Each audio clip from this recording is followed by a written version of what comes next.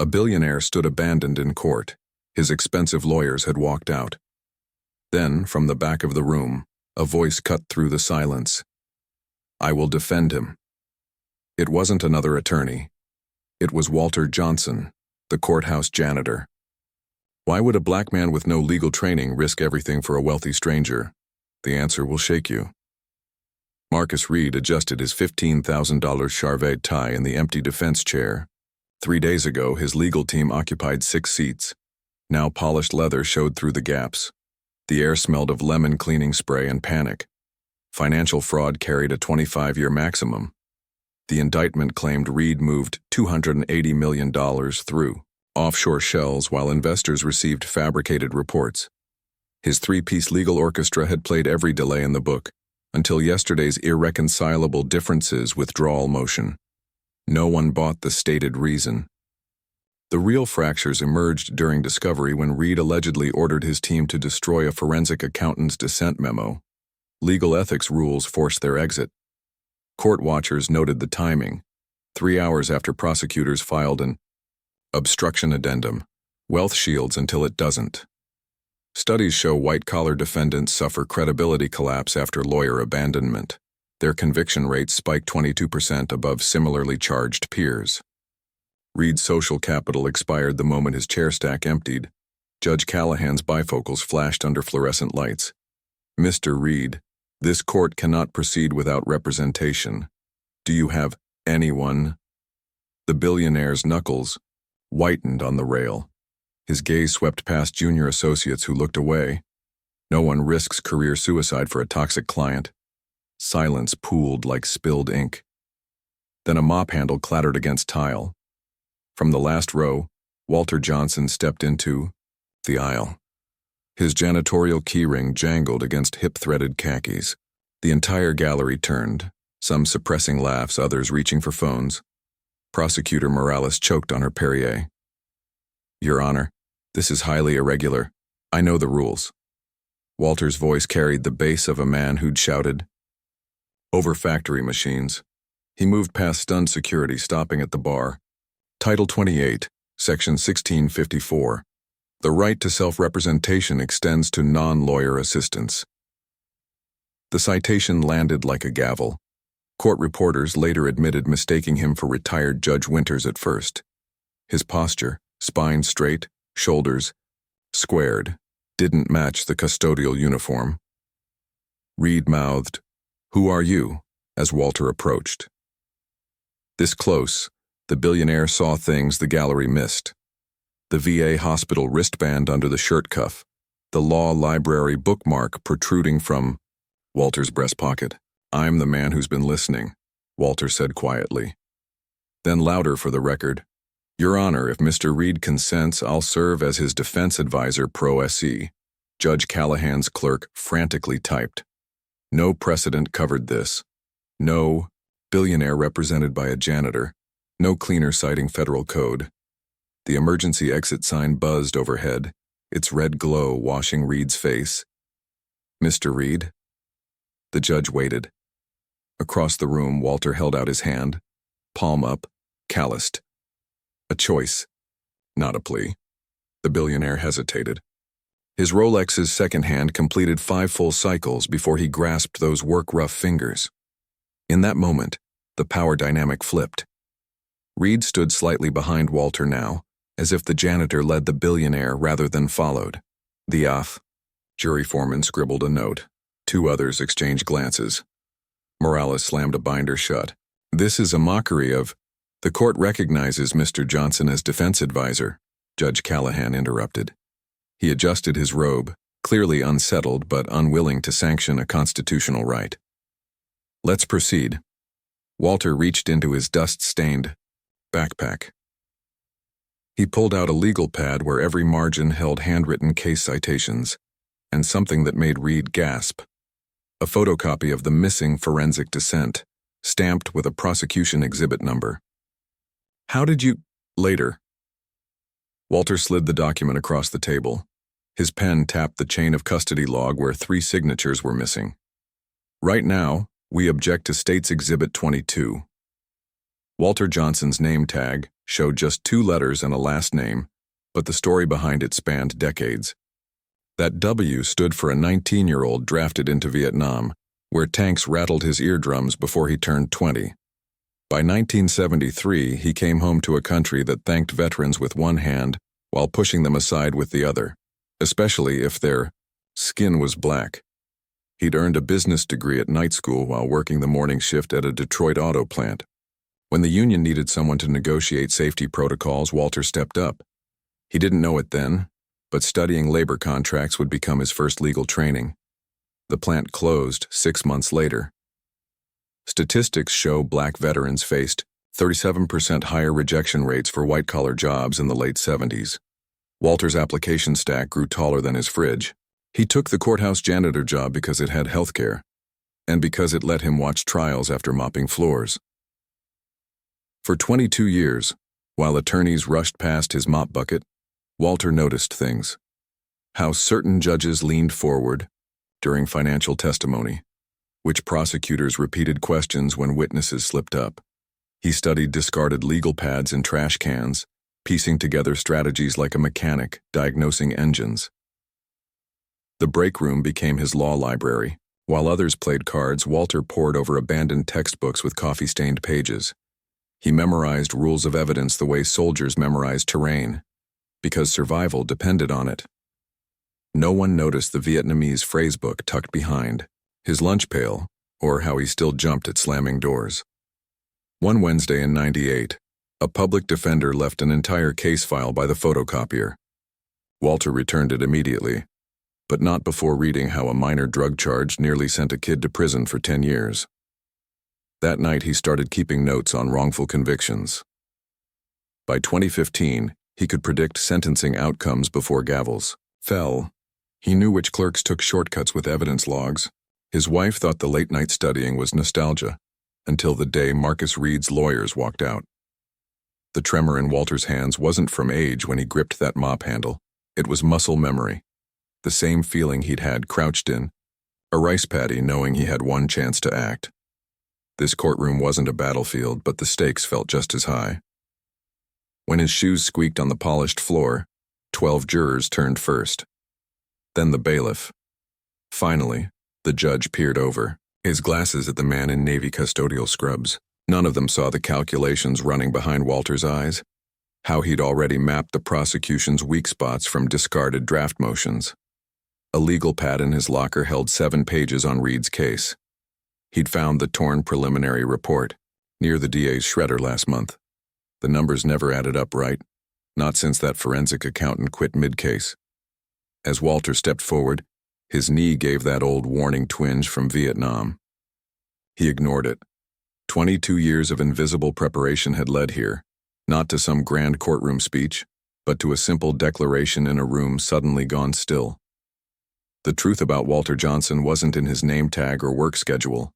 It lived in the margins of his dog-eared law books, in the observational notes stuffed under his mattress. Most of all, it pulsed in the quiet certainty of a man who'd waited half his life for this moment. When he said, "I will defend him," the words carried the weight of every veteran forgotten, every janitor overlooked. This was never about Marcus Reed's wealth. It was about proving justice wasn't reserved for those who could afford it. The mop clattered to the floor. Walter straightened his shoulders to full Marine posture. After decades of watching justice, from the shadows he stepped into the light. Walter Johnson knew every inch of the courthouse by touch. He could tell time by which judges took lunch breaks, predict verdicts by how clerks stacked their files. For 22 years, his mop bucket rolled across marble floors that reflected justice upside down. The higher your heels clicked, the more respect you received. His education happened in shadows. While buffing the brass rail outside courtroom 4B, he memorized how Attorney Mendelsohn always paused before objecting. The trash can behind the prosecution's office held crumpled, sticky notes with jury selection strategies. Coffee stains on abandoned legal pads became his highlighters, circling precedent citations attorneys missed. A 2018 Rutgers study found courthouse janitors develop unique legal insight through passive observation saturation. Walter lived this data point. He noticed which evidence boxes had fingerprints only on one side, meaning someone had peeked inside. He knew Judge Callahan's tell. Leaning his glasses forward meant he'd already decided. The Reed case looked different from the start. Walter had cleaned the prosecution's conference room 3 nights running, each time finding shredded paper with uneven tiers. Careless. One fragment showed a spreadsheet corner with red ink circling something. Another had "Act Dissent" scrawled in hurried cursive. Then came the envelope. Left behind a filing cabinet half stuck where the wheels caught carpet fibers. Inside, 3 pages of a forensic report stamped "Preliminary" in red. The numbers differed from the final version by $47 million. Walter didn't need a law degree to recognize the gap. Just his auto plant accounting courses from '79. He almost turned it in. Almost. But 22 years of watching told him where this would go. Last year, a paralegal left drug test results in the men's room. When Walter returned them, that evidence disappeared from trial anyway. So he photographed the pages with the flip phone his granddaughter gave him for emergencies. The prosecution's weak spot emerged during cleanup. Every Wednesday, Morales' team ordered Chinese food. Walter tracked their patterns, which case files stayed open during lunch, which got shoved aside like bad news. Reed's documents always landed face down. When the dumplings arrived, late shifts became his study hall. While waxing the 5th-floor lobby, Walter recreated timelines from trash can drafts. He noticed the conspiracy charge relied on emails dated after Reed's CFO had resigned. The math fraud claim needed that adjusted forensic report to stick. 2 nights before trial, Walter found the jackpot, a prosecutor's legal pad in the shredder bin. The top page showed a numbered list. 1. Chain of custody issues. ER's IT docs. And 4. Witness 22 credibility problems, with a question mark. Those numbers matched exhibit tags he'd seen on the evidence cart. By the time Reed's lawyers walked out, Walter had already drafted counter-arguments in his head. He knew where they'd hidden the weak spots, not in locked file cabinets, but in plain sight. The system assumed nobody looked closely at the help. That was their mistake. When he stepped forward, Walter carried more than legal knowledge. He carried 22 years of watching plea deals crush single moms, of seeing public defenders drown in paperwork. He carried every time some suited lawyer tossed a case file without checking if the janitor could read cursive. His mop bucket vantage offered an education no law school could match. Not because he'd memorized statutes, though he had, but because he'd seen the cracks in the system's foundation. While attorneys debated, precedents upstairs, justice leaked through floor seams, Walter cleaned every night. That's how he knew 3 things when he approached the bench. First, Morales would overplay her hand by objecting too much. Second, Callahan's glasses would slide, down when surprised. Third, and most important, no one expects the cleaning crew to testify about what's been swept under the rug. Walter adjusted his grip on the legal pad as he walked forward. The pages weren't blank. 51 courtroom. Observations filled the margins, all dated, all witnessed. His opening argument began with the truth. "Your Honor, I've watched this case longer than anyone here." By then, he'd already spotted the court reporter's smirk fading into realization. The bailiff's hand pausing near his belt, the defendant's expensive shoes shifting like a kid caught lying. Walter didn't need a law degree to recognize tells, just 22 years of watching people underestimate what a janitor notices. The oak mop handle groaned under Walter's grip, the sound drowned by the courtroom's stunned silence. His pension paperwork waited in a locked drawer at home, 22 years of custodial service that would vanish the moment he spoke. The union handbook's retaliation clause flashed in his mind. Immediate termination for unauthorized representation. He'd signed it in 1999 with ink that had probably faded by now. Across the aisle, a court reporter's fingers hovered over her keyboard. Behind her, 2 jurors stared, not at the billionaire defendant, but at the janitor frozen in the aisle. Walter's rubber-soled shoes stuck slightly to the freshly mopped floor.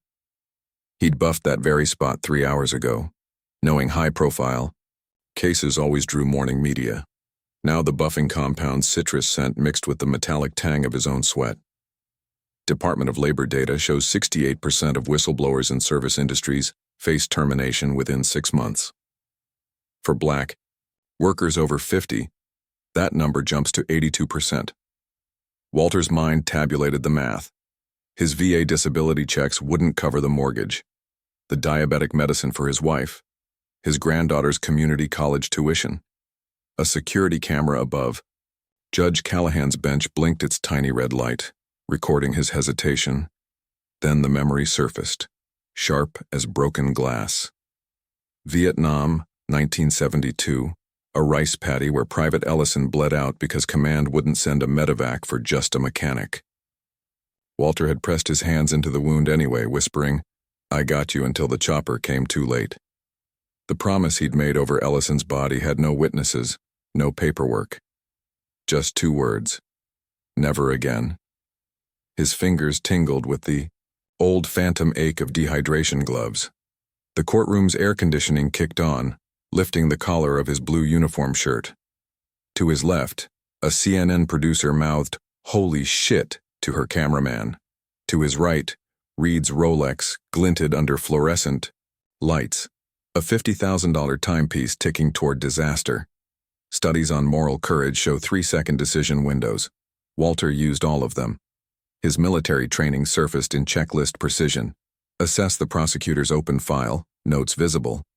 Judge's body language, eyebrows raised. Defendant's posture, collapsing inward. The prosecution hadn't noticed the missing chain of custody signature yet. The jury foreman kept glancing at his watch, impatient or sympathetic. His mop bucket held the torn forensic report, tucked beneath fresh towels. The paper's ragged edge matched the shredder in Morales' office. Last week, he'd watched her junior associate feed documents into it with shaking hands. The memory clicked, like a safety off a rifle. Walter's left knee, the one with the mortar shrapnel still inside, burned with the barometric pressure change he'd learned to trust more than weathermen. The scars mapped decisions that outranked logic. Pulling. Ellison from that burning truck in 71, walking his daughter down the aisle hours before his night shift, holding his wife's hand through chemo when the union insurance almost lapsed. 22 years of timing his movements between court. Sessions told him the clock was ticking. Judge Callahan's fingers drummed the bench. Reed's breathing had gone shallow and quick, a sound Walter recognized from veterans' hospital waiting rooms. Then came the smallest noise, a dry cough. From Juror 12, the retired schoolteacher who always smiled at cleaning staff. It sounded exactly like Sergeant Teague's signal before an ambush. The mop hit the floor with a hollow clang that echoed off marble walls. Every security guard's hand went to their belt. Reporters' cameras whirred to life. Walter stepped forward with his shoulders squared like they'd taught him at Paris Island. Not the stoop he used for scrubbing toilets. His penny loafers, polished that morning, with vinegar water like his father taught him, left no marks on the clean floor. The keyring at his hip jangled with access to every restricted area, including the evidence room where Morales' team had stored their case. When Walter reached the bar, he placed both hands flat on the wood. The gesture mirrored how he'd approached his first union negotiation in 81. The same silence had fallen then, too, when the auto plant managers realized the janitor knew more about OSHA codes than their 800-an-hour attorney. Prosecutor Morales opened her mouth, but Walter spoke first. "Your Honor, may I approach?" The formal phrasing landed like a subpoena. Years of overhearing proper procedure had sanded the factory roughness from his voice.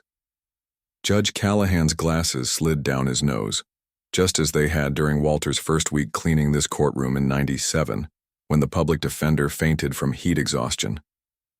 Another decision point. The mop bucket's wheels still spun slightly where he'd left it, reflecting disco ball light across the ceiling. Walter didn't look back. The choice was already made. Not in this courtroom, but in a rice paddy 50 years ago. Some promises outlasted pension plans. Some debts couldn't be paid with silence. The security camera's red light kept blinking as he stepped forward, its unblinking eye recording history in the making. The prosecutor's Waterford pen froze mid-sentence, dripping ink onto a $400 legal pad. Walter's "I will defend him" still hung in the air-conditioned courtroom like contraband evidence. When he stepped forward, his janitorial keys jangled against his hip, the same keys that unlocked every confidential storage room in the building. "Your Honor, I move to represent Mr. Reed pro se," Walter announced. His voice carried the precision of a man who'd spent years mimicking court diction from behind mop buckets. He pronounced pro se like a Harvard grad because he'd heard it 317 times in this very room. Court records would later show he was the first non-lawyer to file motions here since 1947, when a coal miner defended his union. Judge Callahan's bifocals slid down his nose on greased grooves. This violated protocol 3 ways: no bar certification, no legal training, no precedent. The court reporter's fingers hovered over her stenotype machine. For 6 full seconds, the trial transcript showed only blank space. The jury box, Foreman Daniels later admitted, counting Walter's footsteps. Exactly 12 from the gallery rail to the defense table. Historical records reveal only 9 instances where U.S. courts allowed non-lawyers to lead felony defenses. None involved billion-dollar fraud cases. None involved African-American custodians. A 1991 University of Chicago study found judges interrupt pro se defendants 78% more often than licensed counsel. But Callahan stayed silent as Walter placed a legal pad on the lectern. The top sheet held case citations in crisp block letters, each margin dated with timestamps matching the janitor's night shifts. The gallery's reaction split along invisible fault lines. 3 reporters started live streaming. A defense attorney, in the second row, suppressed a laugh until his necktie trembled. Behind him, an ACLU paralegal silently filmed on her Apple Watch. But the bailiff noticed what others missed. Walter had positioned himself where the jury could see Reed's face over his shoulder, a compositional trick veteran lawyers spend years mastering. Morales finally found her voice. "This is a travesty of..." The objection died when Walter turned his legal pad toward the bench. The reverse side held a photocopied chain of custody log with 3 missing signatures. The same document the prosecution had certified as complete that morning. Walter had circled the omissions in red grease pencil from his maintenance cart. Judge Callahan's chair creaked as he leaned forward. The courtroom's antique clock ticked through 11 seconds of silence, the longest gap in that day's transcript. Every security camera later showed the same image. A 64-year-old black janitor in Navy custodial uniform standing at perfect parade rest, while a billionaire capitalist hunched behind him like a junior associate. The prosecution table erupted in paper rustling. 3 assistants began digging through accordion files. A paralegal knocked over a water glass, its splash pattern later documented in crime scene photos by an overzealous photojournalist. Through it all, Walter kept his eyes on Callahan's gavel hand, noticing the judge's Stanford class ring catching fluorescent light. In the jury box, member number 8, a retired school principal, began nodding unconsciously. She'd seen this before, the moment when underprepared students freeze before a prepared teacher. The jury consultant seated behind Reed missed this entirely, too busy texting his firm about circus atmosphere. When the gavel finally cracked, its echo bounced off marble columns installed during Reconstruction. "Approach the bench, Mr. Johnson," Callahan said, the first time anyone had addressed Walter with honorifics in that building. As Walter walked forward, his shadow fell across the prosecution's exhibit table. Morales's finger marked a frantic line in her procedural manual, but the relevant statute had already changed. Court artists later struggled to capture the scene's absurd gravity. The janitor's key food receipt sticking from his back pocket, the billionaire's diamond cufflinks glinting under emergency exit signs, the judge's clerk mouthing "holy shit" behind her laptop. Security footage shows the exact moment Walter reached the bench, 2:14:33 p.m., when every fluorescent light in the room flickered simultaneously, from a power surge no electrician could later explain. The CNN correspondent reported live that this might be the most surreal moment in American legal history. He was wrong. The truly surreal part came next when Walter leaned toward the judge and whispered 7 words that made Callahan's eyebrows climb his forehead like climbers scaling a cliff. The court reporter never caught the phrase, but the DA's lip reader later claimed it ended with motion to suppress. By then, the janitor's mop bucket had rolled slightly from its spot near the witness stand, just far enough to reveal the forensic report pages hidden beneath fresh towels. Their torn edges matched the shredder in Morales' private office.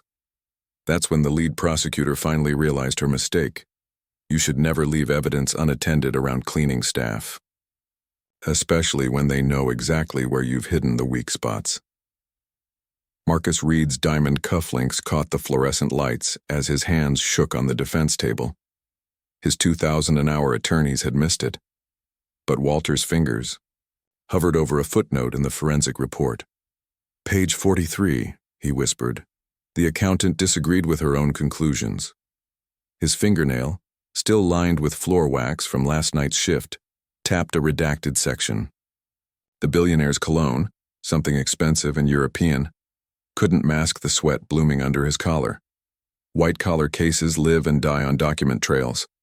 A Yale study found 63% of financial fraud convictions rely solely on paper evidence more than any other crime. Walter knew this better than Reed's former legal team. While they debated courtroom aesthetics, he'd been collecting the prosecution's discarded drafts from recycling bins.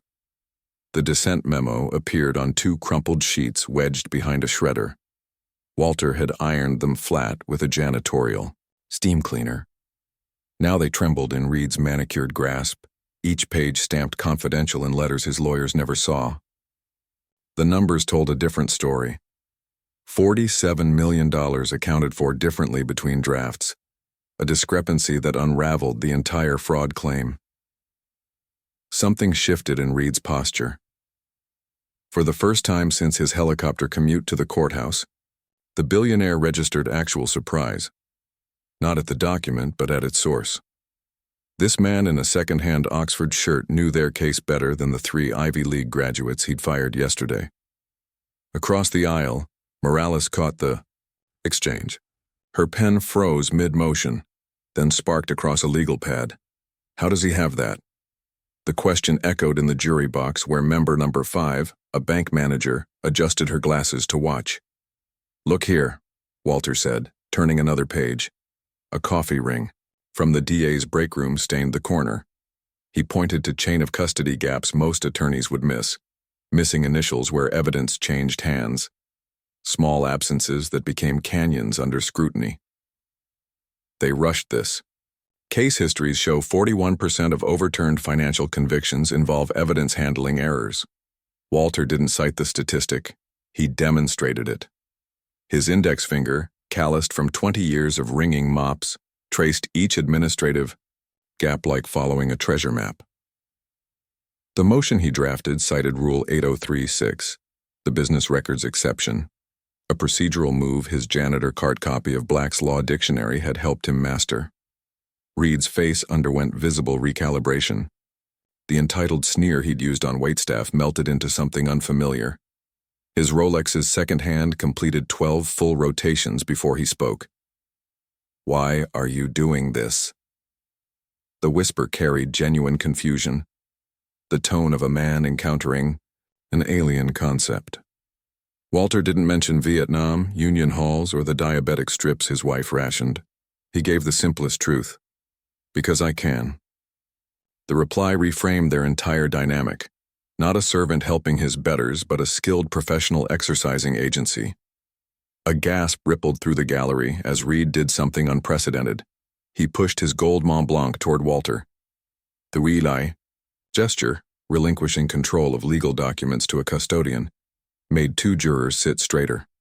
Member number 7, a retired plumber, later told CNN it was the moment he started believing the janitor more than the suits. Prosecutors scrambled to contain the damage. An intern knocked over a water glass reaching for an evidence log. The spill mirrored their crumbling case, both spreading too fast to contain. Walter calmly blotted the mess with a towel from his pocket like he'd done for decades in this courtroom. Here's what they're afraid you'll find. He slid another sheet toward Reed. a shredded corner pieced together with tape from the jury room supply closet. The fragment showed a time stamp placing key transactions after Reed's CFO had resigned. The billionaire's lips moved silently, recalculating reality. Judge Callahan's bailiff later testified that Reed's hands rested differently when Walter spoke, palms up, receptive, a posture he'd never used with his high-priced attorneys. The billionaire who'd once complained about help stealing silverware now leaned toward his janitor like a student toward truth. "Do you trust me?" Walter asked during a sidebar conference. His question floated between them, not subservient, not condescending. Just two professionals assessing next steps. The courtroom's antique clock ticked through 5 seconds of silence. Before Reed nodded, his Cartier glasses slipping slightly. Across the aisle, Morales dropped a binder. The thud echoed like a punctuation mark. Every journalist in the room raced to describe what no legal textbook covered. The precise moment a billionaire discovered his most valuable asset wasn't money or connections, but the quiet competence of an overlooked expert. As Walter gathered their exhibits, his janitorial keys jangled against the table. The sound seemed to wake Reed from some long-delayed realization. His manicured fingers, accustomed to signing checks, not receiving instruction, hovered uncertainly before gripping the folder tighter. For the first time in his privileged life, Marcus Reed was taking directions from someone society trained him to ignore. The courtroom's antique clock ticked through the silence following Walter's citation of Rule 803-6. Assistant D.A. Morales' Waterford glass hit the floor. 3 prosecutors turned simultaneously toward the sound. The business records exception wasn't obscure. Any first-year law student knew it.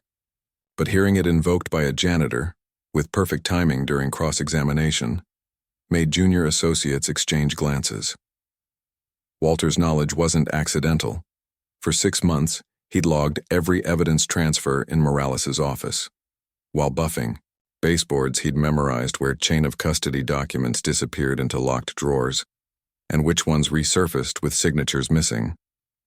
The legal pad before him listed 17 such gaps, dated and timed to match his cleaning schedule.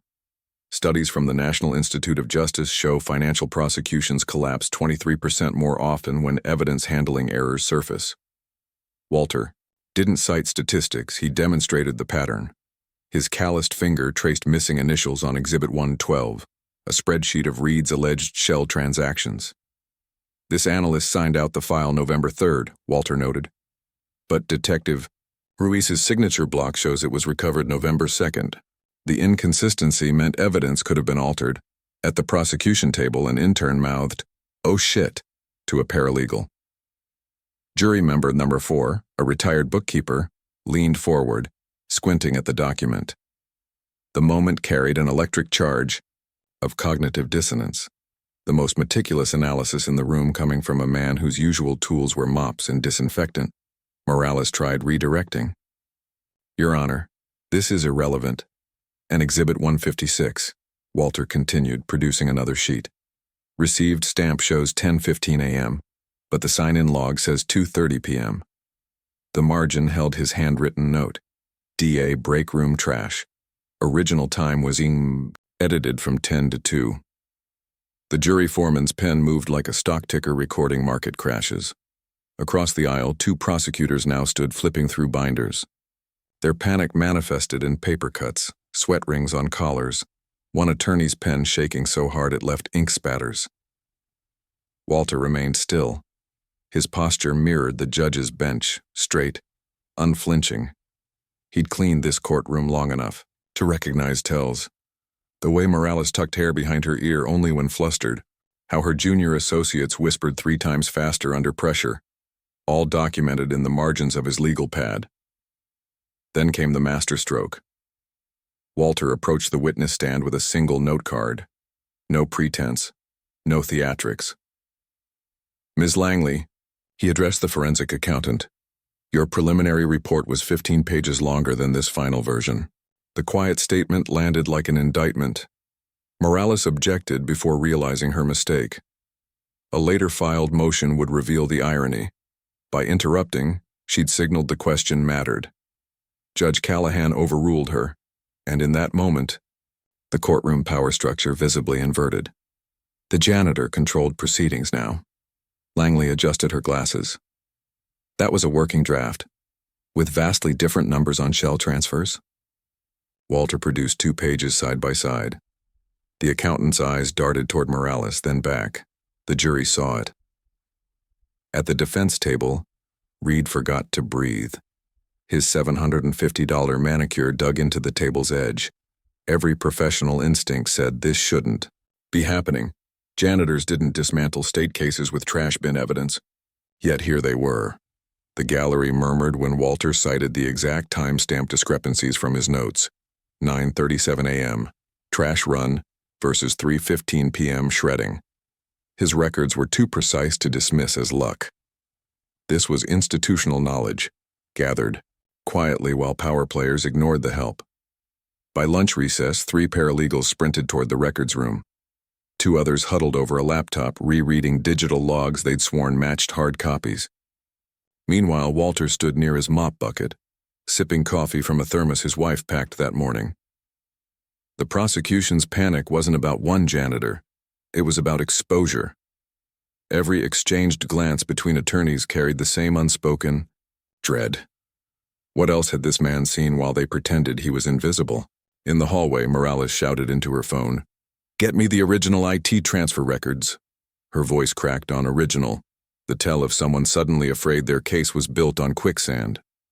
Behind her, the bailiff watched Walter jot another note in flawless legal shorthand. The courthouse's oldest secret was out. Custodians don't just clean courtrooms. They witness the cracks in justice's foundation, and sometimes they're the only ones holding it together. As the recess bell rang, juror number 3 lingered, staring at Walter's handwritten exhibits. Later, she'd tell the others, "That man didn't just study law. He studied them." 9 jurors nodded in agreement, but by then the prosecution's case was already coming apart at the seams Walter had spent years noticing. The satellite trucks arrived by dawn on day 3. Their antennas pierced the skyline like mechanical vultures circling prey. 23 media organizations jostled for space on the courthouse lawn, 3 more than the jury pool that started this trial. CNN's banner read, "Janitor Attorney." In bold yellow, Fox preferred "Blue-Collar Hero." The Chirons told competing stories before Walter even reached the building. Studies show black interveners face dichotomous media framing, either saintly martyrs or dangerous disruptors. Walter's coverage split cleanly along ideological lines. Conservative outlets highlighted his military service while cropping out his VA pin. Liberal platforms agonized over why he'd help a billionaire, never asking him directly. MSNBC ran, "A Chiron asking who profits," as Walter walked past carrying a thermos and legal pad. The jury noticed. Foreman Daniels later recalled seeing a producer stage B-roll of Walter mopping. Footage actually shot that morning, though he hadn't cleaned in days. The image reinforced subconscious biases. Here's a black janitor in his natural role. Meanwhile, CNN's legal analysts debated whether Walter's actions set dangerous precedents, while footage showed him citing case law flawlessly. Viewership metrics spiked whenever cameras caught Reed taking notes while Walter spoke. The Billionaire's transformation played better than scripted TV, the arrogant financier humbled by a service worker's competence. TMZ live-streamed their lunch breaks, zooming on Walter's brown paper bag beside Reed's artisanal takeout. Neither man acknowledged the cameras. Inside courtroom 4B, the real drama unfolded quietly. While pundits speculated about Walter's motives, he handed the judge a motion challenging evidence handling. His filing included time-stamped photos of a storage locker where documents were improperly stored. The media missed the scoop happening under their noses, too busy framing the janitor narrative to notice actual legal work. Social media amplified distortions. Janitor Attorney spawned 2 million tweets, one every 1.7 seconds at peak. Memes juxtaposed Walter's custodial badge with objection text. Few posters engaged with his substantive legal arguments. Instagram influencers posed outside the courthouse with mop filters. TikTok lawyers dissected his collar stays instead of his cross-examinations. The few substantive segments struggled for airtime. A retired judge on C-SPAN praised Walter's procedural precision. The clip got 8,000 views. Meanwhile, a clip of Morales rolling her eyes at Walter went viral with 14 million. The system rewarded conflict over nuance, turning a complex legal story into entertainment. Walter's silence became its own story. He declined every interview request, citing judicial ethics, though no rule bound him as a non-lawyer. His restraint contrasted sharply with Reed's former attorneys, who gave 3 primetime interviews distancing themselves from their client. The more Walter avoided cameras, the more networks speculated about his secret agenda. Press helicopters circled during breaks, their rotors thumping like war-zone choppers Walter remembered from Vietnam. Reporters shouted questions about his salary, his schooling, even his grandmother's occupation. None asked about the precedent he'd cited that morning regarding tainted evidence. Juror number 9, a social worker, kept a media log. Later, she revealed how coverage influenced deliberations. "We saw this man dismantle a case using facts, but TV kept calling him the janitor like that defined him." The disconnect haunted her. The same outlets celebrating Walter's grit ignored his actual intellect. By week's end, the spectacle threatened the trial itself. Judge Callahan nearly gagged the press after a blogger published juror photos. The NYPD barricaded streets as protesters arrived, some carrying "Walter for President" signs, others demanding Reed's conviction regardless of evidence. Through it all, Walter maintained routine. He arrived at 6:15 a.m., left at 7:30 p.m., wearing the same 5 rotating shirts. The only change? His legal pads grew thicker each day, crammed with case law that networks couldn't distill into sound bites. When a reporter finally cornered him at his bus stop, Walter offered one statement: "Read the transcript." The next morning, the courtroom deputy found a press badge in the jury box, left by a producer who'd snuck in overnight. Walter picked it up without comment, placing it in the lost and found where such things belonged. The message was clear. This wasn't a show. Real lives hung in the balance, and no amount of cable news drama changed that fact. As closing arguments neared, the gallery's media seats sat half empty. The story had moved on, chasing a celebrity divorce that promised better ratings. Walter barely noticed their absence. He was too busy preparing final motions, his pen moving steadily across legal pads while pundits elsewhere debated what his actions really meant. The abandoned press seats told the truest story.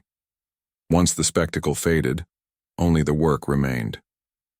And Walter Johnson, Vietnam vet, janitor, legal strategist, had always been about the work. Judge Callahan's chamber door locked at 10:17 p.m., long after the courthouse emptied. On his desk sat 2 files, the Reed case docket and a manila folder stamped Night School Transcripts 1987-1991. Neither belonged together.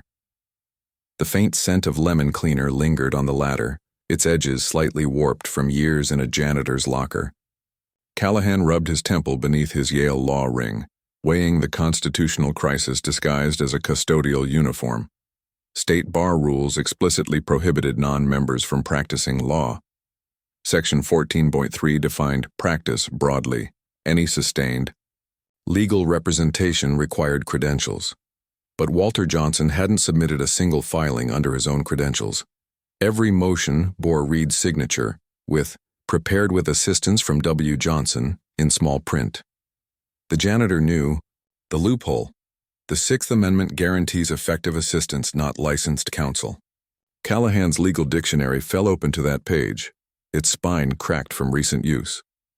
The judge's clerk, a 25-year-old Columbia grad, had unearthed startling precedent. In 1947, a West Virginia miner named Everett Spears successfully defended himself against murder charges with coal company. Documents his illiterate brother smuggled out. The Supreme Court refused to reverse, ruling that the spirit of the Constitution breathes through unlettered advocates. That decision gathered dust in law school footnotes until tonight. Downstairs, the night cleaning crew buffed floors. Their machines' hum seeped through floorboards as Callahan reviewed Walter's nighttime law school records. B+ in constitutional law, A in evidence procedure. Perfect attendance noted beside each course. The registrar's ink had faded where it listed tuition payments, $37.50 per credit, paid in cashier's checks from First Detroit Bank. Neither the dates nor amounts matched Walter's janitorial pay stubs. He'd worked nights to afford classes no employer would ever acknowledge. American Bar Association data flashed on Callahan's laptop. 78% of Pro C defendants lose their cases outright, but the remaining 22% win at higher rates than public defenders in comparable cases. The statistic gnawed at him. What made those laypeople effective where JD holders failed? His clerk placed a sticky note on the minor case. Defendant prevailed by proving prosecutors withheld geologic surveys, showing unstable terrain, evidence licensed attorneys never requested. Walter's approach mirrored this exactly. While Reed's prior counsel debated procedural nuances, the janitor went straight for evidentiary gaps. Missing signatures, time-stamp discrepancies, forensic drafts contradicting final reports. His pleadings cited case law perfectly, but his tactics came from somewhere else. 22 years of watching lawyers underestimate what unimportant people notice. At 1:03 a.m., Callahan's printer spat out a 1945 D.C. Circuit opinion. U.S. v. Cartwright held that the right to counsel encompasses all assistance necessary to mount a defense, irrespective of the assistant's credentials. The precedent had been set when a stevedore helped his dock worker friend expose perjured police testimony. The phrase, effective assistance, echoed through the quiet chamber, untethered from law degrees or bar memberships. Dawn found Callahan staring at two photos side by side. One showed Walter in Marine dress uniform 1971, gripping a law textbook outside Saigon's makeshift JAG office. The other captured him last month, polishing the courtroom railing after hours. The same intensity lit both images, a man determined to master systems that ignored him. When court reconvened, the gallery braced for fireworks. Instead, Callahan adjusted his robe with deliberate calm.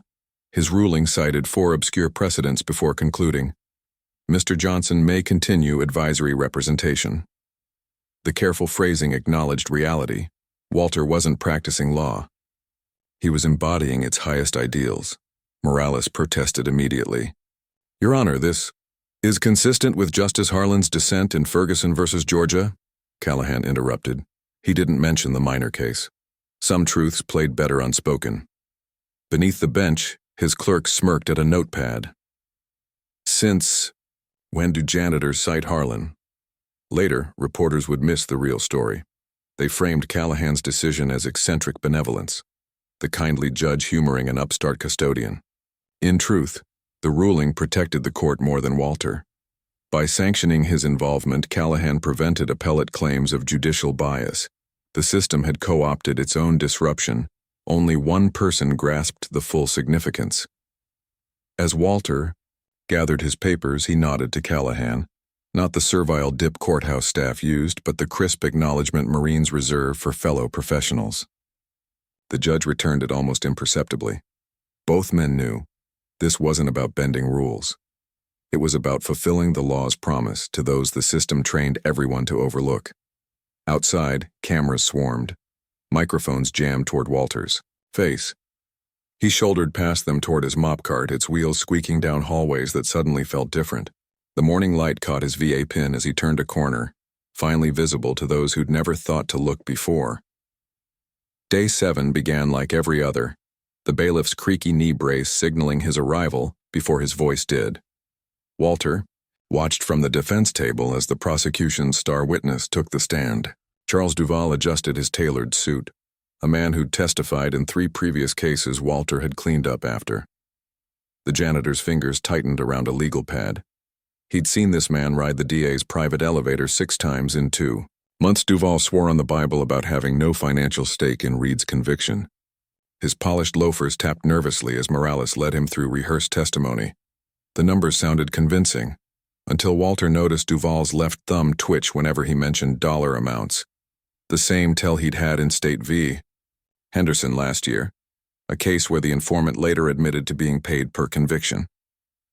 Walter stood slowly, retrieving a folder from beneath the defense table. The motion he filed wasn't about case law, it was about credibility. Your Honor, we move to examine the witness's compensation agreement with the state. The request landed like a grenade in the silent courtroom. Morales shot up. Objection. There's no such— The jury deserves the truth, Walter interrupted, his voice steady. He placed 3 documents on the lectern, maintenance logs showing Duvall's after-hours visits to the prosecutor's office. Each visit matched dates, when informant payments were approved in unrelated cases. The janitor hadn't just been cleaning those nights. He'd been observing patterns. Judge Callahan's glasses reflected the damning timestamps. Approach. At the bench, Walter revealed his trump card, a crumpled sticky note he'd fished from the prosecution's trash. Duvall, $5K bonus if read. Convicted, scrawled in Morales' assistant's handwriting. The judge's nostrils flared. He knew what every legal scholar understood.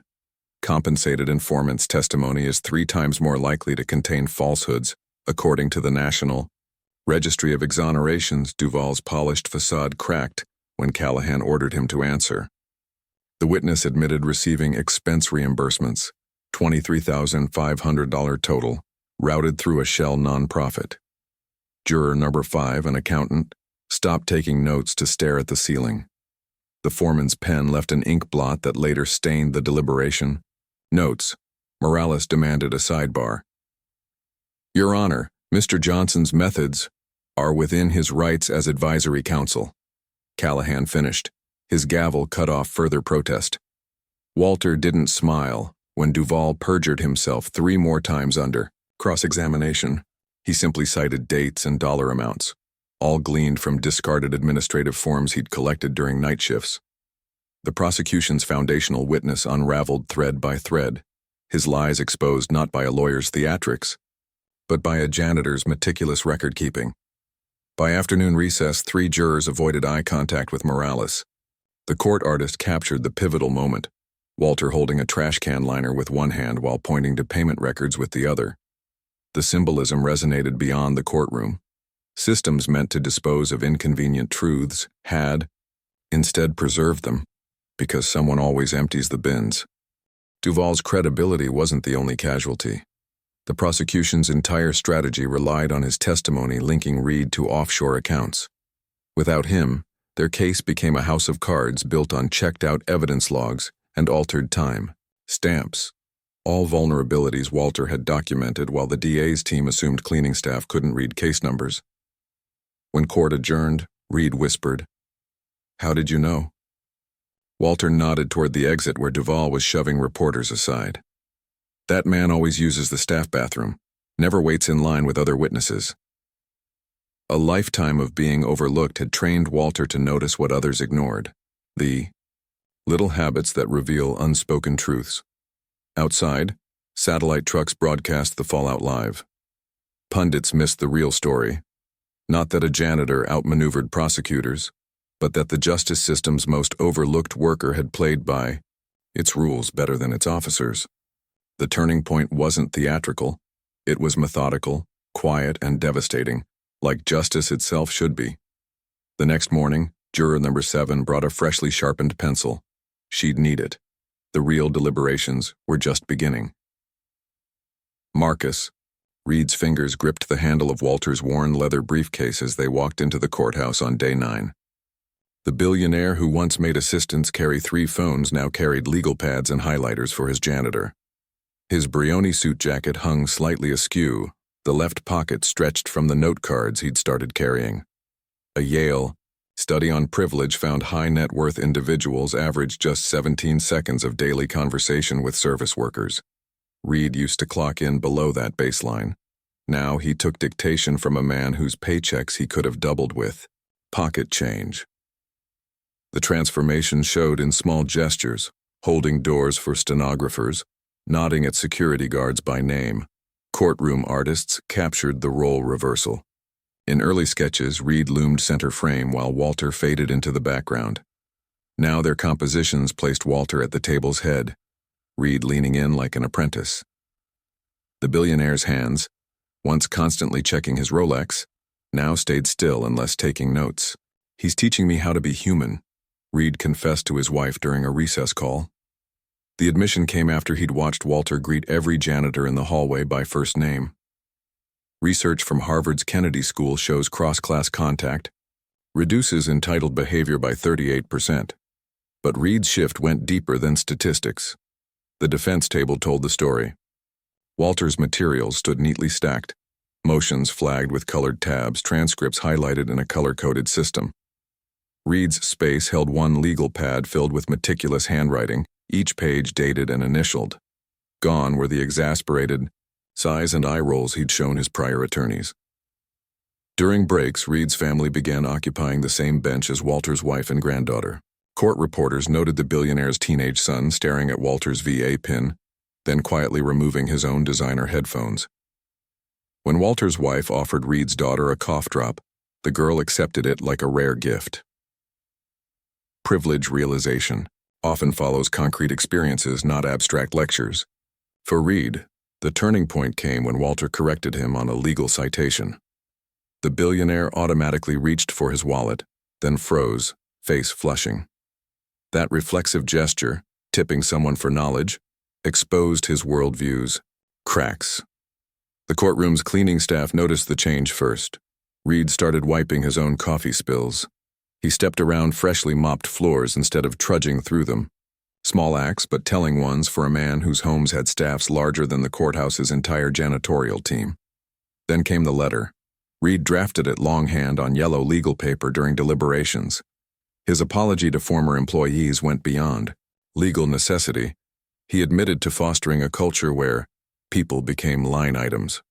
His trademark aggressive tone had softened into something startlingly vulnerable. The document leaked within hours. CNBC interrupted programming to analyze the billionaire's mea culpa. Twitter threads dissected his admission that real leadership means listening to the quietest voices in the room. The phrase trended for 18 hours, a lifetime in news cycles. Late-night comedians struggled to parody the situation. How do you mock a mogul humbled not by scandal but by a janitor's quiet competence? The richer joke material, Reed taking the bus to court one morning after his chauffeur called in sick, didn't make air. Truth outpaced satire. Psychologists would later cite Reed's transformation in papers on disruptive humility. The phenomenon occurs when high-status individuals experience competence shock, realizing someone they'd underestimated possesses superior skills. For Reed, witnessing Walter dismantle the prosecution's case with garbage bin evidence rewired his assumptions about worth and work. By the trial's end, Reed carried himself differently. His trademark power stride had gentled into something more measured. The diamond cufflink stayed in his dresser. Even his signature changed, the aggressive slant softening into legible block letters. Reporters following the case missed this detail, but the notary who witnessed his final motions didn't. The apology letter hadn't been a publicity play. Reed included restitution offers to 137 former employees, not just severance, but handwritten notes acknowledging specific grievances. One recipient framed hers beside the eviction notice his earlier policies had indirectly caused. In the courtroom gallery, veterans' rights advocates began sitting beside Wall Street analysts. The strange bedfellows shared one trait. They'd all underestimated Walter Johnson. Now they watched a billionaire hang on his every word, a man worth 9 figures learning fundamentals of decency from a Vietnam vet who still clocked in to mop floors. When the jury returned, Reed stood slightly behind Walter. Not hiding, but deferring. His manicured hands stayed at his sides, no longer reaching for control. The courtroom's oldest hierarchy had flipped, not through revolution, but through the quiet power of unassailable competence. Outside, the plaque Walter's co-workers would later install gleamed in morning light. Justice can come from anywhere. The janitor's briefcase sat between them, its scratches and scuffs telling stories no luxury leather ever could. Reed touched it lightly, ensuring it stayed within Walter's reach. A billionaire's hands finally learning their proper place. The State Bar Association's cease and desist letter arrived at 8:03 a.m., hand-delivered by a process server who didn't recognize Walter sweeping the courthouse steps. The document accused him of unauthorized practice of law in bold Gothic font, a threat carrying potential misdemeanor charges and $5,000 fines per violation. Their injunction claimed Walter's actions undermined public confidence in licensed attorneys and endangered the administration of justice. The irony went unstated. The same system that failed to prosecute Reed's allegedly fraudulent books now mobilized instantly against a janitor. Inside courtroom 4B, the contrast stung. Public defenders packed the gallery's left side, some openly, taking notes on Walter's ruling's objections. A baby-faced ADA later admitted half his office had called in sick to watch the hearing. Meanwhile, 3 bar attorneys in $3,000 suits argued Walter's success proved their point. If untrained people could outperform lawyers, the entire profession's gatekeeping logic collapsed. Their brief cited 13 precedents protecting legal practice as an exclusive right. Judge Callahan's response cut through the legalese. Mr. Johnson's filings contain fewer grammatical errors than yours, counselor. The burn landed softly but deep. Harvard's Access to Justice Lab had already flagged Walter's pleadings. They showed 37% fewer procedural defects than the state's average. The janitor's military precision with case citations made the bar's arguments look increasingly defensive. Legal ethics academics saw the looming crisis. Bar associations exist to protect clients from unqualified practitioners, yet Walter had exposed the opposite problem: expensive lawyers abandoning clients mid-case. NYU research shows attorney withdrawals increase 48% when cases turn complex versus media circus simple. The specter of a janitor outperforming senior partners became their nightmare scenario. At the lunch recess, a bizarre scene unfolded. Fordham Law's dean intercepted Walter near the janitor's closet with a full scholarship offer, contingent on him remaining silent during the bar's hearing. Half a dozen cell phones captured Walter's response, slipping past without breaking stride, his keyring jangling against a photocopy of the court's indigent defense caseload statistics. The injunction hearing itself became legal theater. Walter cited the 1947 minor case verbatim, while opposing counsel mispronounced its name. When the bar attorney argued Walter lacked proper legal training, the judge gestured to the flawless motion drafting the janitor had submitted that morning. "Neither do half my law clerks," Callahan deadpanned. Protesters outside crystallized the absurdity. Public defenders held signs reading, "I went $200K in debt to do what he does free." Reporters spotted 6 cleaning staff from neighboring courthouses observing in silent solidarity. The Chicago Trib's legal correspondent noted Walter's only crime was demonstrating that legal knowledge could exist outside ivory towers and deploy more effectively. Walter's final rebuttal lasted 90 seconds. He quoted the Supreme Court's 1932 Powell v. Alabama decision establishing the right to counsel. The aid of counsel is one of the safeguards of the Sixth Amendment deemed necessary to ensure fundamental human rights. His photocopied appendix showed 317 cases where bar-licensed attorneys had been disciplined for abandoning clients like Reed. The janitor hadn't broken the system. He'd revealed its cracks. Callahan denied the injunction without comment. His signed order contained one telling footnote: membership in good standing with any professional organization does not, ipso facto, confer superior understanding of justice. The phrasing would later appear on protest t-shirts outside bar exam sites. As Walter left the courthouse that night, 2 public defenders fell into step beside him. One carried a box of case files. The other held a legal pad with 12 questions about evidence suppression. The janitor listened quietly, then pointed toward the staff elevator. "We'll use the conference room near evidence storage," he said. "Less interruptions." The Bar Association would later issue a terse press release about respecting judicial determinations. Behind closed doors, their ethics committee voted to fast-track reforms allowing paraprofessionals limited courtroom roles, a move they'd debated for decades until a janitor forced their hand. Meanwhile, Walter's locker gained new contents. Alongside his Windex and spare uniform, now sat a growing stack of handwritten notes from inmates, each beginning the same way. I heard what you did for that rich man. The janitor read everyone during lunch breaks, his responses drafted neatly on the backs of recycled court forms. At 6:15 the next morning, Walter resumed mopping the very courtroom where he'd prevailed. His key still opened every locked door, but their jangle carried new meaning now. The system had tried to silence its most observant critic and failed. Justice, it turned out, could neither be bought nor fully contained by those sworn to protect. That Walter Johnson approached the jury box with no notes, no PowerPoint, no $3,000 suit. Just a man in worn Oxford shirt sleeves holding a legal pad filled with his grandmother's handwritten proverbs between case citations. The courtroom's ventilation system hummed as 12 citizens leaned forward, not because he commanded attention, but because he'd earned it. Justice isn't about who can pay, Walter began, his voice carrying the quiet certainty of someone who'd seen both sides of the system. It's about who can care. He gestured to the jury box, where 11 of 12 members came from neighborhoods cleaner than Reed's private jet. The simplicity of the statement unsettled the prosecution table. Their own closing had run 45 minutes, citing precedent like artillery fire. UCLA research shows jurors remember only 17% of technical legal arguments but retain 89% of moral framing. Walter instinctively knew this.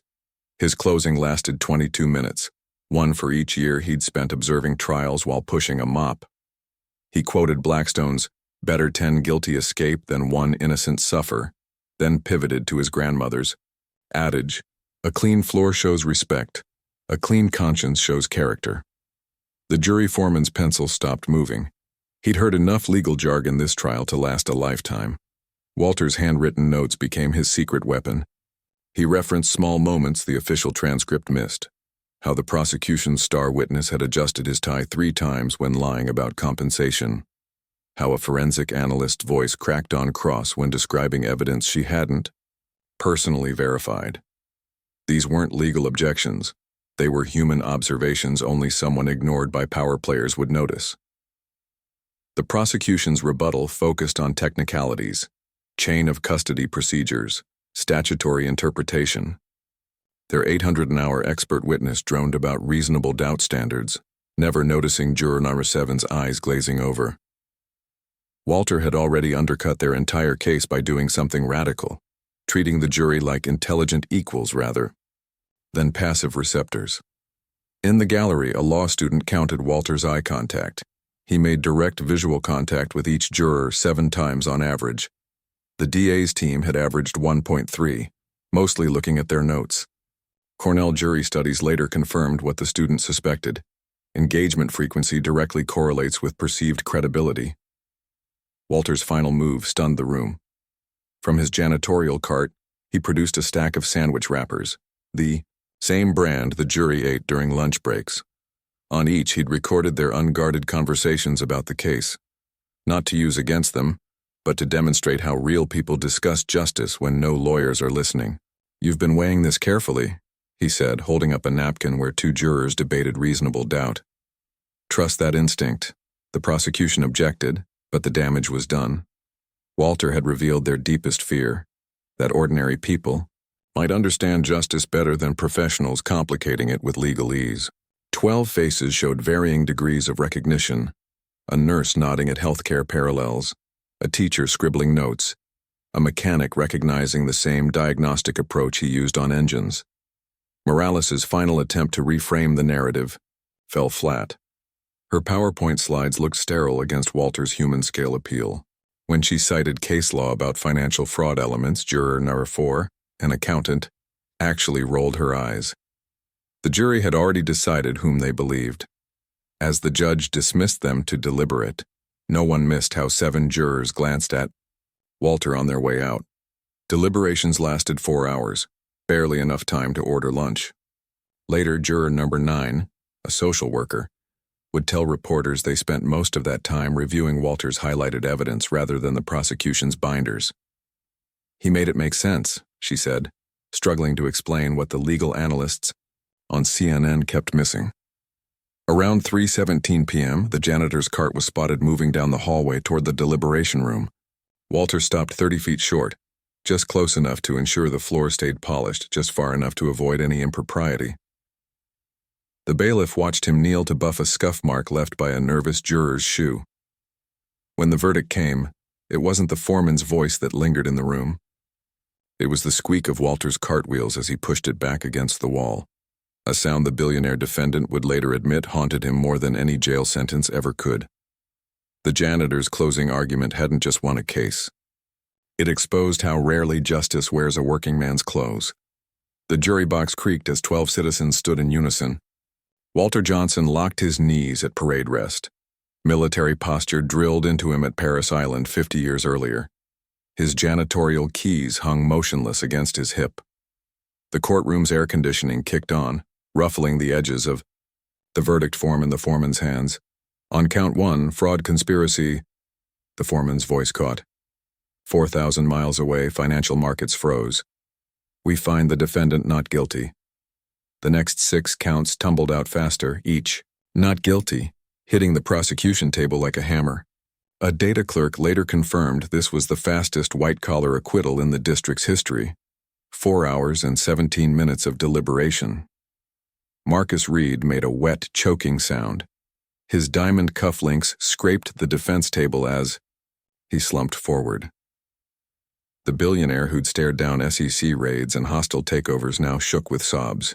Not relief, but something deeper. Walter rested a hand between his shoulder blades, the same gesture he'd used on shell-shocked Marines in Da Nang. Across the aisle, Prosecutor Morales turned a peculiar shade of gray. She mouthed chain of custody to her associate, as if repeating legal incantations might reverse reality. Junior attorneys scrambled to pack exhibits that suddenly meant nothing. A 2,600-hour expert witness sat abandoned in the gallery, his actuarial charts now scrap paper. Juror interviews later revealed the deciding factor: Walter's credibility. 11 of 12 described how the janitor's testimony matched their workplace experiences, with documents lost, bosses lying, and underdogs fixing messes. None mentioned legal doctrine. A retired plumber on the panel put it best. You know when someone's worked with their hands. They don't got time for bull. Statistics underscore the rarity. Only 11% of lawyer-abandoned defendants prevail at trial. For financial fraud cases exceeding $50 million, that figure drops to 6%. The courtroom artist captured the anomaly perfectly. In her sketch, the jury stares at Walter, not Reed. Cameras erupted when Walter helped Reed stand. The billionaire's tailored suit jacket wrinkled at the shoulders where trembling hands had gripped the table. Satellite feeds broadcast his whispered, "Thank you" to Walter nationwide. 2 words that would play in ethics lectures for years. Walter's first post-verdict action bypassed the press scrum. He walked straight to the prosecution table and extended his hand. Morales took it automatically, her French-tipped nails contrasting with his work stains. Later, she'd admit his grip was firm but not gloating, professional courtesy between opponents. The janitor's cart still waited near the witness stand. As bailiffs cleared the room, Walter retrieved a legal pad from beneath fresh towels. Its final page listed 12 jurors' names with personal notes. Number 3 prefers blue pens, number 7 nods during moral arguments, number 10 taps feet when anxious. Years of cleaning juries' deliberation rooms had taught him more than any voir dire seminar. Outside, attorneys dissected the verdict's legal implications. They missed the fundamental lesson playing out in the hallway. Reed followed Walter, like an apprentice, carrying his own files for the first time in decades. The billionaire's transformation wasn't performative. He'd stopped checking his watch by day 8, started packing brown bag lunches by day 12. "Where now?" Reed asked at the courthouse steps. His voice held unfamiliar humility. Same question his boardroom underlings had fielded for years, now reversed. Walter scanned the satellite trucks and shouting reporters. His gaze settled on the bus stop across the street. "First you meet my wife." He nodded toward the Motor 47 bus approaching. "Then we untangle your holdings. Not assets or portfolio, just holdings, with all the words' moral weight." A Bloomberg reporter caught their exchange. The clip went viral not for its news value but for capturing something rarely seen: a billionaire being led gently toward redemption by a man who still punched a time clock. As the bus doors hissed open, Walter steadied Reed's elbow, not as servant to master, but as one human ensuring another didn't stumble. 14 blocks away, the courthouse cleaning crew clocked in for night shift. Their mop buckets rolled over floors Walter had polished that morning. The system kept running, oblivious to how one janitor had reset its scales of justice. But across town, in a modest walk-up apartment, 2 place settings appeared at a Formica, table for dinner, close enough for real conversation, far enough to preserve dignity. The quiet epilogue every revolution deserves. The Marcus Reed Justice Initiative opened 3 months after the acquittal, a $50 million legal aid foundation housed in a renovated church. Its training center features one unconventional detail: mock courtroom floors designed to be mopped between sessions. Walter Johnson's signature program teaches paralegals to read body language and evidence logs with equal care. Enrollment includes veterans, former inmates, and 3 courthouse custodians. The plaque outside courtroom 4B bears no names, just its bold-faced motto, "Justice can come from anywhere." Visitors often miss the smaller inscription below, especially "From those we overlook." Maintenance crews report attorneys avoiding it during high-profile cases, their expensive heels clicking faster past the brass plate. Walter still clocks in at the courthouse Tuesdays and Thursdays. His new security badge lists special counsel in one system, custodial staff in another. The paradox unsettles administrators. He buffs the same floors he once defended a billionaire on, pausing only to explain procedure to nervous pro se defendants. "Keeps me grounded," he tells law students who trail him with recording devices. Research shows 72% of exonerees cite courtroom janitors as key sources of institutional knowledge, a statistic Walter embodies quietly. Sunday mornings find them at Lake Merritt before dawn. Reed's custom base boat gathers dust while they share a rented dinghy. The billionaire baits hooks now, his movements hesitant compared to Walter's sure hands. Their conversations, when they speak at all, cycle through case strategies, pension reform, and Reed's granddaughter's chess tournaments. Princeton social psychologists study their dynamic as a rare example of cross-class reconciliation. Most friendships between economic extremes last 17 months. Theirs enters its 3rd year. Walter's bar application stalled in committee for 401 days. The state bar cited unconventional qualifications, though his passing score exceeded 83% of recent graduates. What the review board couldn't process was his training method. 6,000 nights observing actual courtrooms beat 3 years of theoretical lectures. Reed's transformation shows in small moments. He carries Walter's briefcase at fundraisers. He instituted a policy requiring his corporate lawyers to spend 1 day annually shadowing public defenders. His infamous temper cooled into something resembling patience, a change his security team attributes entirely to Walter's influence. They still argue. Loudly. Last month's dispute involved plea bargain ethics in the foundation's training manual. Court clerks report hearing Reed shout, "That's not how real practice works," before Walter calmly cited recidivism studies. The billionaire's concession came 12 hours later via text, "Fine, we'll use your version." Walter's VA benefits were reinstated after public outcry, but with a catch. His janitor salary now triggers bureaucratic recalculations. The foundation's accountant spends 8 hours monthly untangling the mess. Reed offered to cover the difference. Walter refused. Their compromise involves a scholarship fund for other veterans stuck in paperwork limbo. At the courthouse, something unexpected took root. 6 public defenders began arriving early to chat with cleaning staff. 3 prosecutors followed suit. The break room's former attorneys-only sign disappeared last December. A clerk found it in the trash, neatly torn along the perforation, as if someone wanted to preserve the option for reattachment. Walter's pending law license would make him the nation's oldest new attorney at 65. The bar's character committee fixated on one question during his hearing. "Don't you find custodial work beneath you now?" His response lasted 9 seconds, but rewrote 3 law review articles. "I find no work beneath me, only justice." Reed mentions Walter in every interview. The phrase "best lawyer I ever had" appears in 14 major publications this year alone. Fortune 500 CEOs now request meetings with the janitor turned advocate, though most leave unsettled by his habit of spotting inconsistencies in their tax filings. Their foundation overturned 17 wrongful convictions to date. All but 2 involved evidence custodians or jailhouse workers bringing forward critical information. Walter trains his staff to recognize the signs: nervous witnesses, altered timestamps, the way certain attorneys avoid eye contact with service staff. The fishing trips continue regardless of weather or workload.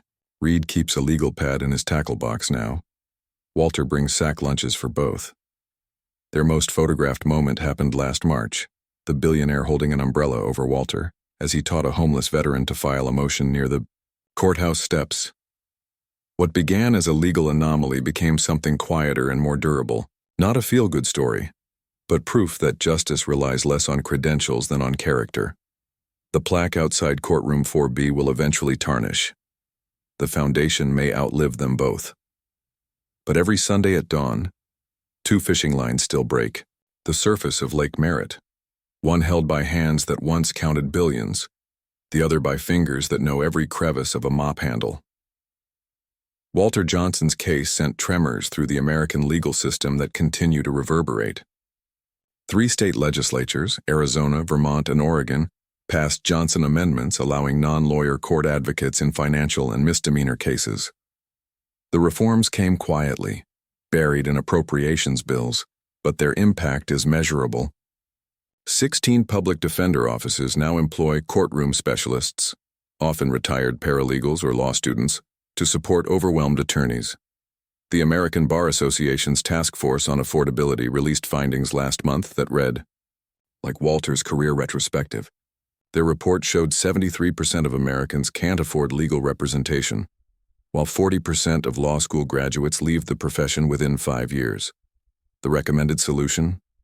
Expand roles for trained non-lawyers in routine proceedings. The same organization that once sought to disbar Walter now cites his case in continuing education seminars. Reed's foundation has become an unlikely exoneration powerhouse. Their 17 overturned convictions share a pattern. All involved overlooked evidence that janitors, clerks, or inmates noticed before attorneys.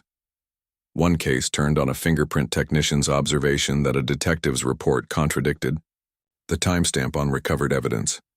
Another was overturned when a jail cook recognized a witness recanting to his cellmate. The foundation calls it ground-level justice. Law reviews prefer the Johnson effect. Data from the National Registry of Exonerations reveals a startling trend. Since Walter's case, wrongful convictions exposed by court staff rather than lawyers have increased 22%. Most discoveries involve chain of custody lapses or document discrepancies, the administrative cracks attorneys overlook while focused on precedents. In Louisiana, a custodian's testimony about misplaced rape kit logs freed a man after 14 years. The DA later admitted the janitor's records were more accurate than the evidence rooms. Walter's upcoming congressional testimony has legal scholars parsing his draft statement for revolution. They'll be disappointed. His opening line, "I was just doing my job," captures the quiet radicalism of his approach. The 12-page document focuses on practical reforms, requiring evidence logs to be accessible to all courthouse staff, mandating juror instructions in plain language, and expanding veterans' court programs. Not a single clause mentions bar, exams, or law degrees. The courtroom where it all began looks unchanged at first glance. The same oak benches, the same fluorescent lights. But clerks now report a curious phenomenon. High-profile attorneys suddenly noticing cleaning crews. Some even ask their opinions on jury reactions. The district attorney's office has installed new recycling bins, locked ones, after Walter, proved their shredded drafts were discoverable. Opposition remains. The State Bar's recent newsletter warned against the romanticization of uncredentialed practitioners. They cite a Texas case where an unlicensed advocate misinterpreted sentencing guidelines. What they don't mention? That advocate was a former prosecutor disbarred for misconduct.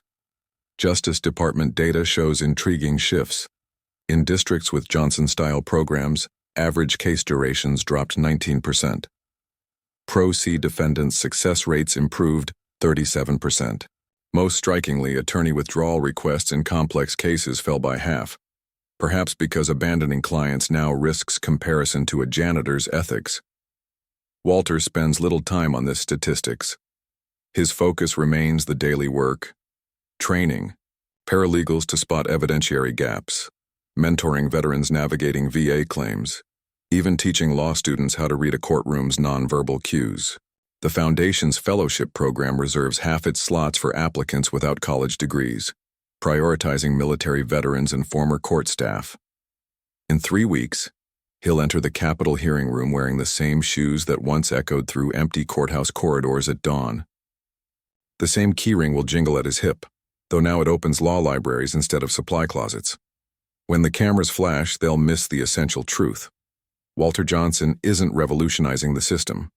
He's proving it could have worked this way all along. Behind the scenes, courthouse staff report changes no legislation could mandate.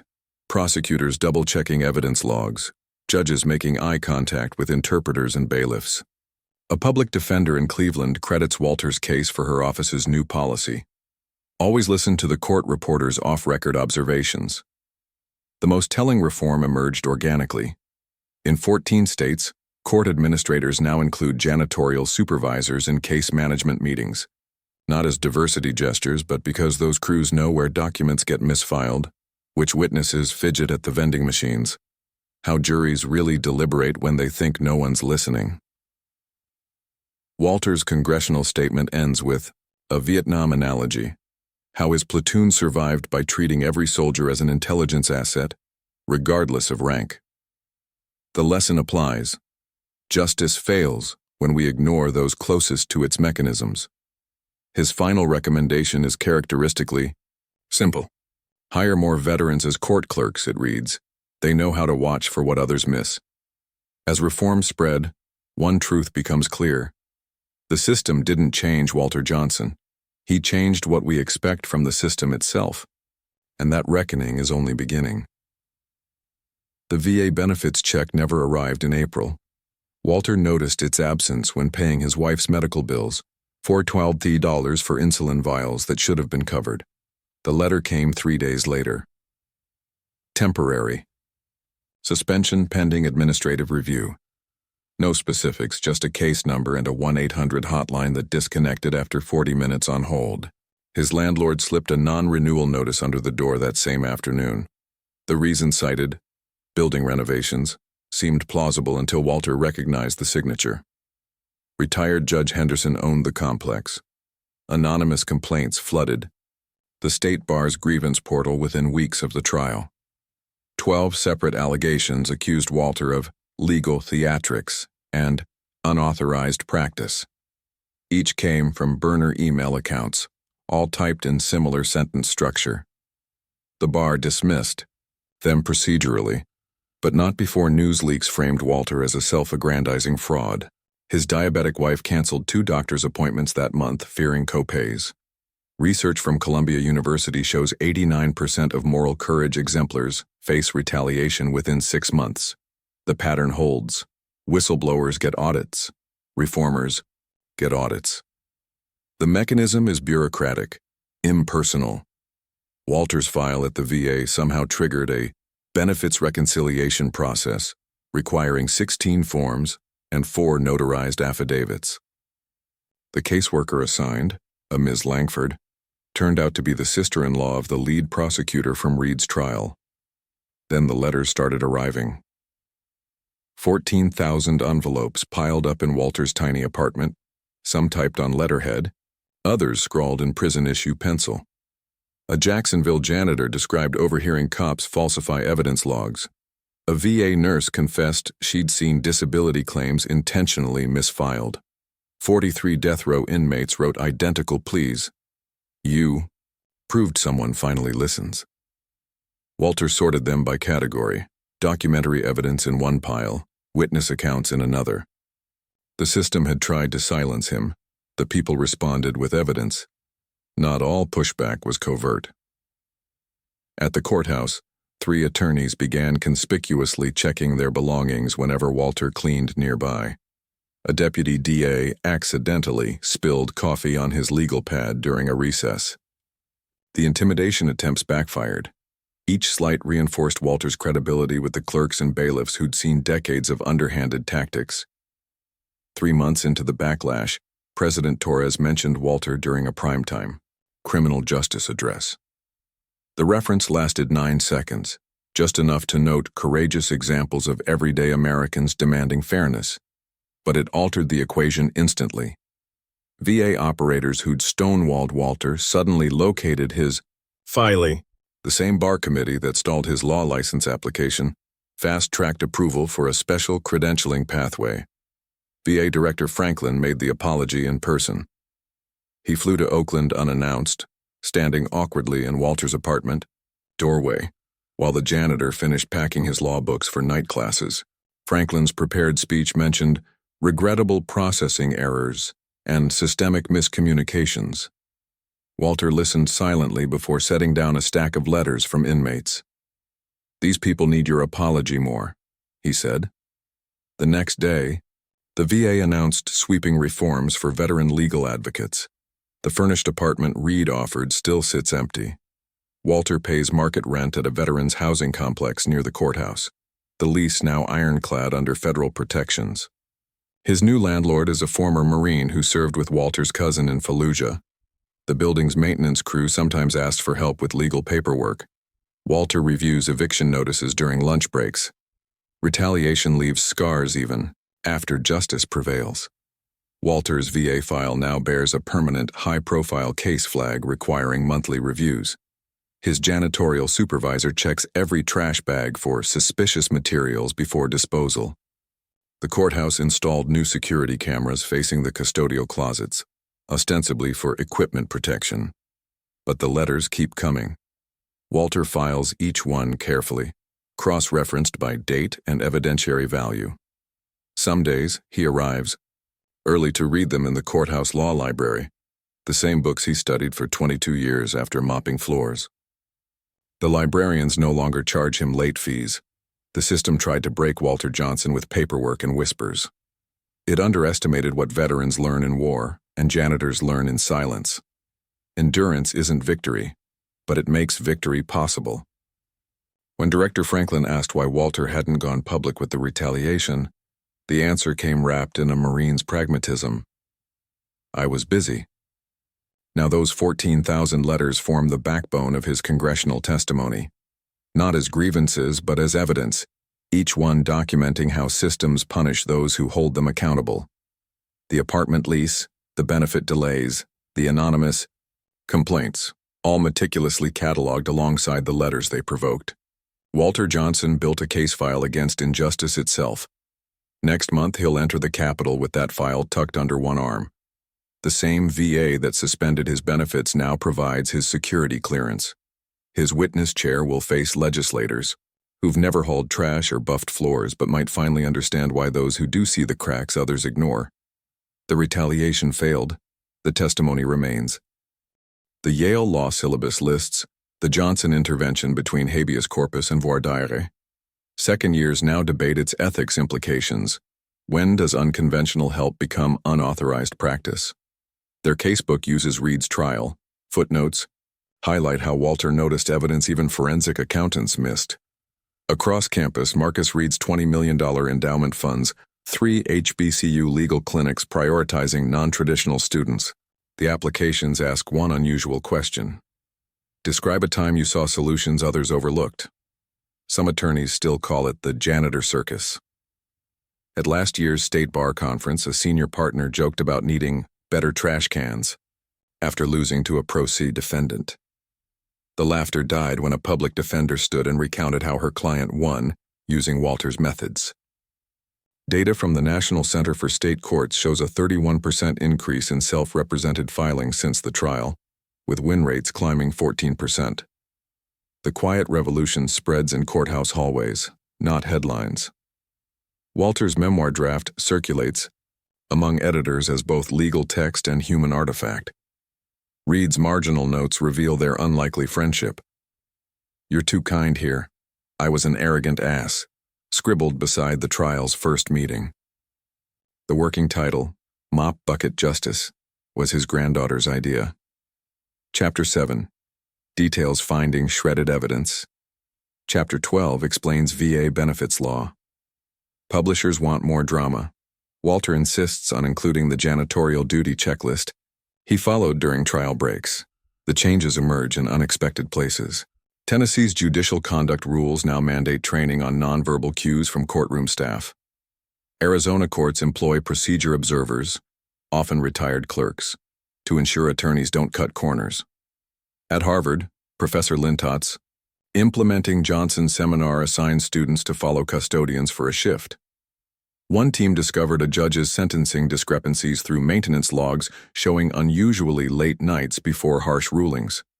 Resistance persists in small indignities. The State Bar's annual dinner seating chart placed Walter near kitchen doors until Reed threatened to withdraw funding. Law review articles still debate whether his methods undermine professional standards, ignoring that 68% of overturned convictions now involve non-attorney tips. At courthouses nationwide, cleaners report attorneys suddenly taking interest in their shifts. Some ask about evidence storage, others just ensure wastebaskets stay empty. The Foundation's training manual opens with Walter's motto, "Notice, everything, assume nothing." His 8-hour workshop on chain of custody vulnerabilities has freed 17 wrongfully convicted inmates to date. Trainees learn to spot signs attorneys miss, like evidence tags placed upside down or hastily relabeled boxes. The most popular module? Reading rooms without being seen, adapted from Walter's 22 years of observation. Media framing shifted slowly. Early profiles focused on the janitor-lawyer dichotomy. Newer pieces highlight his case reversal statistics. The CNN documentary, Mop Bucket Precedent, underperformed until law schools began screening it in clinics. Its most powerful moment shows Walter cross-examining a detective, not about the crime, but about where he left his evidence logs. The answer, probably the break room, made 12 jurors sit straighter. Reed's transformation became its own case study. Northwestern's business ethics course examines how he restructured his company after the trial, deferring to security staff on surveillance policies, consulting cafeteria workers on workplace culture. His most controversial reform? Requiring outside counsel to spend one day annually being ignored at a courthouse while pretending to be custodial staff. 3 firms quit over the policy. 9 adopted similar training. Walter still cleans courtroom, or B, twice weekly.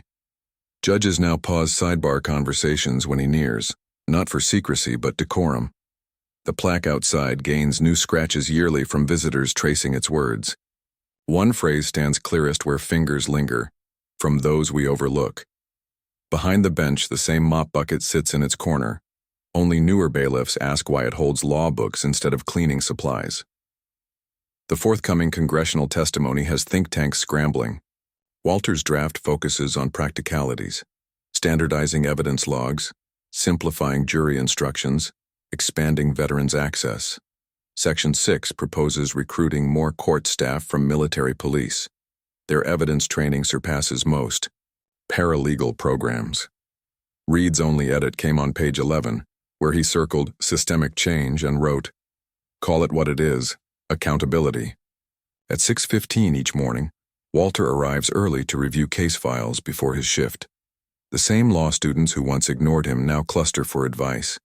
They take notes as he points out where attorneys misfile motions and which clerks catch fraud indicators.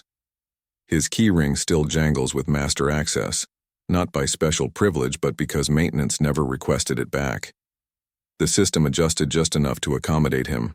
The rest he changed by stubborn example. Next month, the First Johnson Scholars begin internships at public defender offices nationwide. Their selection criteria ignored LSAT scores in favor of work history.